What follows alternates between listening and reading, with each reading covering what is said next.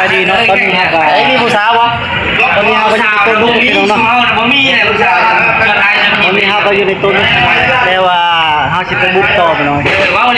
ามื้องานบุญงาน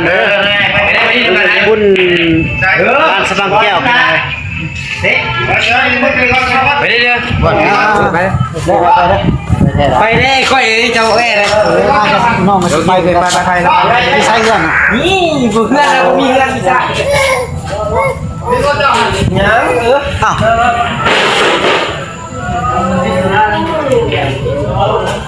สบายดีกองนี่เว้ยทักทายกอง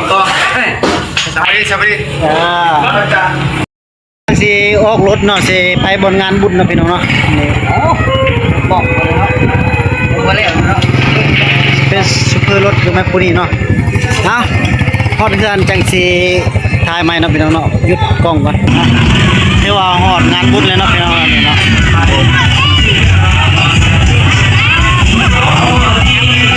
วัดดินี่ก็ที่ว่าฮอดนี่ก็นกทรายเดี๋ยวมา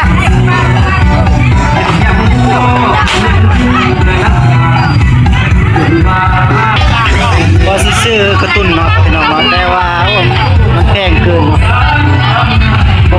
ประมาณ300,000เป็นไงล่ะ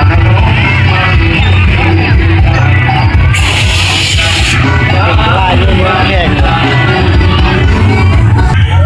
อยากว่า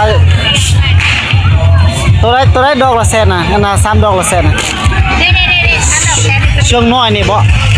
โอ้มันน้อยโพดติอยากได้แบบตัวกอดนะมันใหญ่นั่นแหละเพราะมันนั่นน่ะ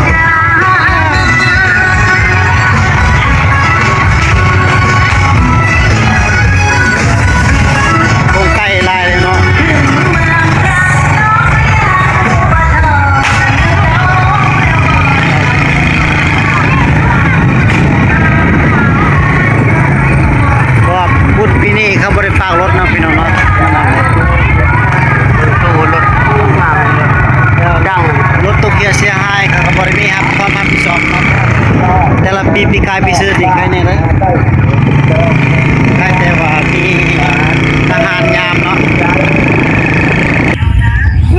นี่เบิ่งพวกเด็กน้อยกินข้าวกำลังกินข้าวทักทายกองนู่นน่ะได้เนาะสบายดีกองเบิ่งฉะนั้นบอกเขาสบายดีกองฮะสบายดี